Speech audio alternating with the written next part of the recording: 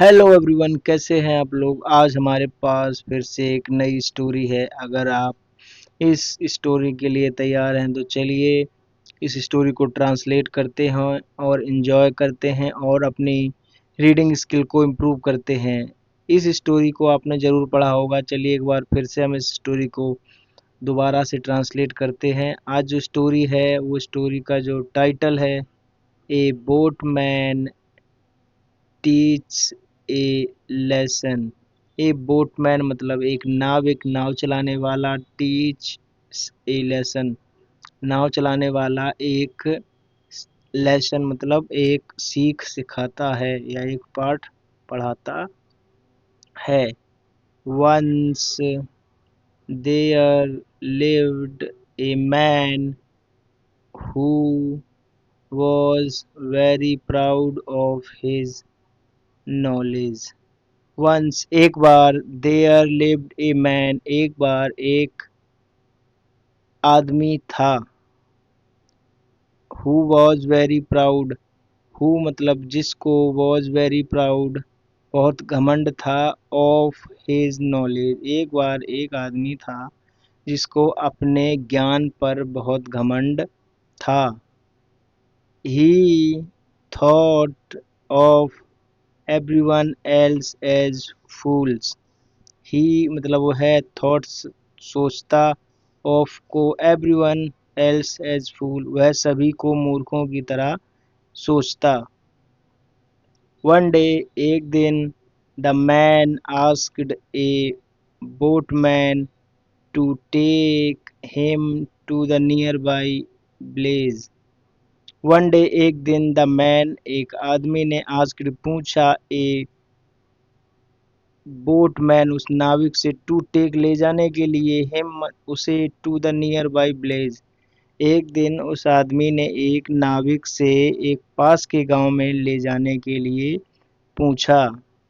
Half way cross the river, half way मतलब आधा रास्ता, क्रॉस द रिवर नदी का आधा रास्ता पार करने के बाद, या नदी आधी नदी पार करने के बाद, द प्राउड मैन उस घमंडी आदमी ने, बिगिन टू कंप्लेन शिकायत करना शुरू कर दिया। बिगिन, बिगिन की second for began, to complain, complain यानी शिकायत करना शुरू कर दिया। Boatman, you don't even know how to row boat properly. Boatman नाविक, यू डोंट इवन नो तुम्हें नहीं पता, how to row the boat नाव कैसे चलाई जाती है, प्रॉपरली सही से।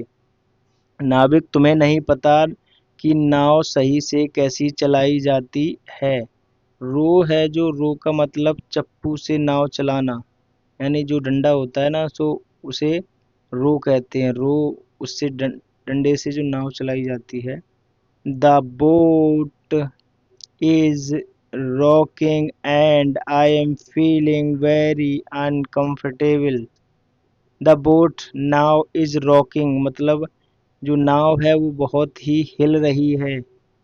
and I am feeling very uncomfortable और मुझे बहुत ही असुविधा महसूस हो रही है या असुविधा हो रही है। I will not pay you for this ride। I will not pay for this ride मैं तुम्हें इस यात्रा के लिए पैसे नहीं दूंगा।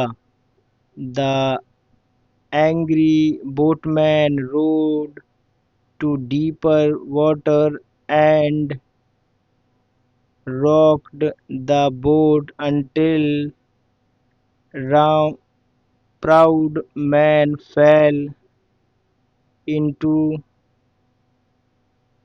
the river and began to drown।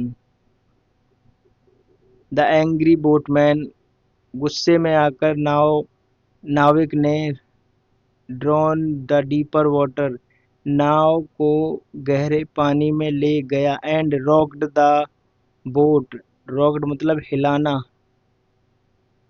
Rocked the boat, नाव को जब तक हिलाता रहा, अंटिल जब तक कि द प्राउड मैन, उस घमंडी जो आदमी था, फेल इनटू द रिवर, जब तक कि वह नदी में नहीं गिर गया, एंड बिगिन टू ड्रॉन, और डूबने लगा।